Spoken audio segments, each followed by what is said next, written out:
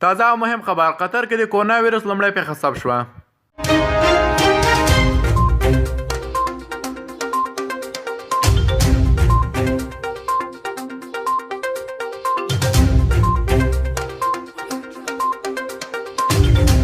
سلامونه ګران دوستانو، بیا هم ویډیو ته په خیر حالات کې زموږ چینل هم نه سبسکرایب کړئ. چینل ته سبسکرایب کړئ، ویډیو ته لایک کړئ، ویډیو تر اخره پورې وګورئ.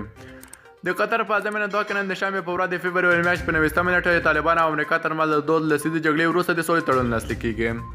په دا سال کې د قطر روغتیا وزارت اعلان کړی چې په دغه هیواد کې د کورونا وایرس لومړۍ پیښه ثبت شوې ده. په منځني ختیځ او عربي هیوادونو کې کورونا وایرس هغه مهال پرمختیا ومونده کله چې د ایران په قمقر کې لومړۍ پیښه ثبت شوه. د قطر روغتیا وزارت ویلي په قطر کې د کورونا وایرس پیښه په یو 14 کلن کس کې ثبت شوه، کوم چې په 13 نږدې کې له ایران څخه راغلی دی.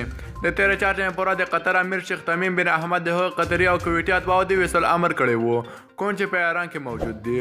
د قطر رسمي خبري اژانس په وینا شیخ تمیم یاده پرېکړه په ایران کې د کورونا وایرس د خپرېدو له امله کړې ده. کورونا وایرس په ایران کې تر دې مهاله 300 کسان وژلي. دغه وایرس د افغانستان او پاکستان په ګډون نږدې 50 هیوادونو کې خپور شوی. تر دې دمه 2850 کسان وژلي او نږدې 1000 کسان پرېخته شوي دي. په چین کې د کورونا وایرس د اخته کسانو شمېر ورځ تر بلې ټیټېږي، خو د اندېښنې وړ دا ده چې دغه وایرس د نړۍ په شاوخوا کې پرمختیا وموندله.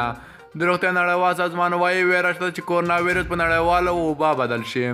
سویلي کوریا له چین وروسته دویم هیواد دی چې ډېر یعنې 3150 سخته کسان لري. دغه راز ایران کې نږدې 600 کسان او ایټالیا کې 888 کسان پر دغه وایرس اخته شوي دي. باید وویل شي چې د قطر په ضمن دوحه کې نن د شنبې په ورځ د طالبانو او امریکایانو ترمنځ د 13 هیوادونو وزیرانو او سفیرانو په ګډون د سولې لیک لاسلیک کیږي. مننه کوم دوستانو چې ویډیو مو تر پایه پورې وکتله.